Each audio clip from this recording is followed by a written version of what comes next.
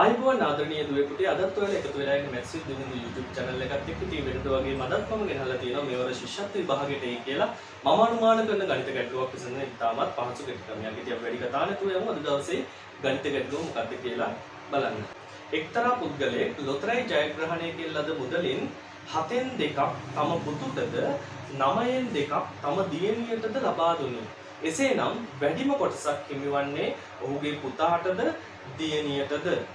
ඉතින් ආදරණීය දුවේ පුතේ මේ ගානේ කියන්නේ දැන් එක්තරා පුද්ගලයෙක් ඉන්නවා. එයාට ලොතරැයි ජයග්‍රහණයක් හම්බ වෙනවා. ඒ ලොතරැයි ජයග්‍රහණයෙන් හම්බුන සම්පූර්ණ මුදලින්ම 7න් 2ක් පුතාට දෙනවා, 9න් 2ක් දියණියට දෙනවා. ඉතින් අපෙන් අහන්නේ වැඩිපුරම කොටසක් හම්බුනේ කාටද කියලා. ඉතින් මේ වගේ වෙලාවට අපි කරන්න ඕනේ පුතේ මෙන්න මේ භාග සංඛ්‍යා දෙකෙන් ලොකු එක්කිනා කවුද කියලා හොයාගන්න ඕනේ. මේ භාග සංඛ්‍යා දෙකෙන් ලොකු එක්කෙනා කවුද කියලා හොයාගත්තොත් වැඩේ හරි. අන්න එයාට තමයි ලොකුම කොටසක් හම්බ වෙලා තියෙන්නේ. ඉතින් පුතේ හරිම ලේසි. මේ බලන්නකෝ මේ භාග සංඛ්‍යා දෙකේ පුතේ උඩ තියෙන සංඛ්‍යාව අපි මේ දෙන්නට කියන ලවය කියලා.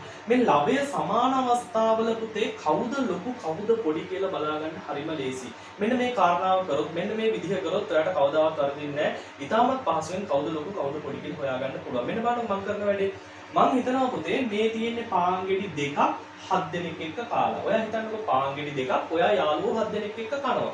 මේ තියෙන්නේ පාන්ගෙඩි දෙකක්ම යාළුවෝ 9 දෙනෙක් එක්ක කාලා. මුලින් තියෙන්නේ පාන්ගෙඩි දෙකක් 7 දෙනෙක් එක්ක කාලා. ඊළඟට තියෙන්නේ පාන්ගෙඩි දෙකක් 9 දෙනෙක් එක්ක කාලා. ඉතින් පුතේ කාටද වැඩි කොටසක් හම්බ වෙන්නේ? පාන්ගෙඩි දෙක 7 දෙනෙක් එක්ක කෑවමද වැඩි කොටසක් හම්බ වෙන්නේ? පාන්ගෙඩි දෙක 9 දෙනෙක් එක්ක කෑවමද වැඩි කොටසක් හම්බ වෙන්නේ? ඉතින් පුතේ පිරිස වැඩි වෙන්න අපිට හම්බ වෙන කොටස අඩු වෙනවා. ඒ කියන්නේ පුතේ වැඩිම කොටසක් හම්බ වෙන්නේ 7න් 2. එහෙම නැත්නම් මේ පුතාට තමයි වැඩිම කොටසක් හම්බ වෙන්නේ. තේරුණාද පුතේ මම කරපු වැඩේ? අන්න එහෙම තමයි පුතේ අපි භාග සංසන්දනය කරන්නේ.